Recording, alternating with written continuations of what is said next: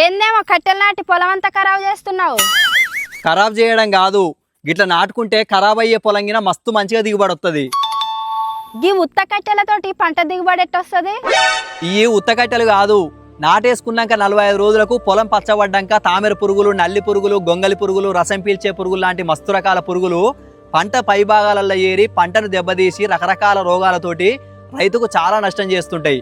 ఇక గిన్ని రకాల పురుగులను మంగళపిట్టల లాంటి మస్తు రకాల పక్షులు ఈ కట్టెల మీద వాలి వాటిని ఆహారంగా ఎత్తుకెళ్ళి వాటికి తెలవకుండానే రైతుకు చాలా లాభం చేస్తాయి, పంటను కాపాడుతుంటాయి. కట్టెలు నాటుతోనే ఎత్తుకోపోతాయా లేకపోతే ఎత్తుకోవా? ఎత్తుకపోతాయి కానీ గట్ల మీద వాలిన పక్షులు చుట్టూ గట్లకు దగ్గరున్న పురుగులను మాత్రమే ఎత్తుకపోతుంటాయి.